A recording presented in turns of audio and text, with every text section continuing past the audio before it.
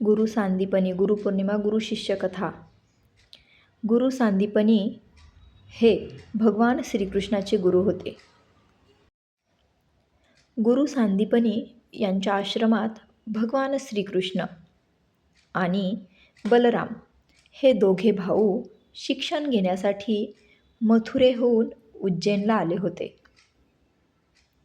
महर्षी सांदीपनींनीच श्रीकृष्णाला 64 कलांचे ज्ञान दिले होते आणि भगवान श्रीकृष्णाने या सर्व 64 कला फक्त 64 दिवसांमध्येच शिकल्या होत्या. मथुरेमध्ये कंसाचा वध केल्यानंतर भगवान श्रीकृष्णाला वासुदेव आणि देवकी यांनी शिक्षणासाठी अवंतिका नगरी येथे गुरु सांदीपनी यांच्या आश्रमात पाठवले होते. भगवान श्रीकृष्णाचे जेव्हा शिक्षण पूर्ण झाले आणि गुरुदक्षिणा देण्याची वेळ आली तेव्हा सांदीपनी ऋषी म्हणाले, तुझ्याकडे मी काय मागू? कारण या जगात असे काहीही नाही जे मी तुझ्याकडे मागितले तर तू मला आणून देऊ शकणार नाहीस. त्यावर कृष्ण म्हणाला, गुरुजी, तुम्ही काहीही मागा, ते मी तुम्हाला आणून देईल. तेव्हाच माझी गुरुदक्षिणा पूर्ण होईल.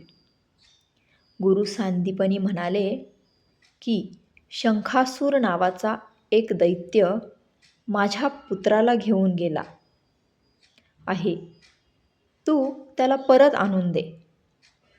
त्यावर भगवान श्रीकृष्णाने त्यांना त्यांचा पुत्र परत आणून देण्याचे वचन दिले आणि आपला भाऊ बलरामाला सोबत घेऊन सांदीपनींच्या पुत्राला शोधण्यास निघाला.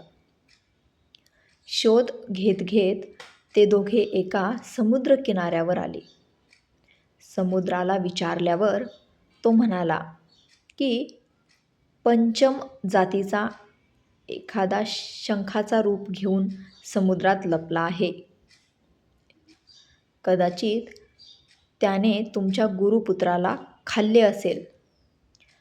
त्यावर लगेचच कृष्णाने समुद्रात जाऊन शंखासुराला मारून त्याच्या पोटात गुरुपुत्राचा शोध घेतला, परंतु तिथे तो मिळाला नाही.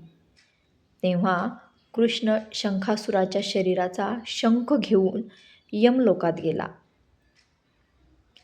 यमाकडून आपला गुरुपुत्र परत घेतला आणि सांदीपनींना परत देऊन आपली गुरुदक्षिणा पूर्ण केली. धन्यवाद. तसेच आपल्या मराठी गोष्टींचे पुस्तक या यूट्यूब चॅनलवरील मराठी बोधकथा तसेच देवदेवतांच्या गोष्टी तुम्हाला आवडत असतील तर आपल्या चॅनलला लाईक, शेअर, सबस्क्राईब जरूर करा. मनापासून खूप खूप धन्यवाद.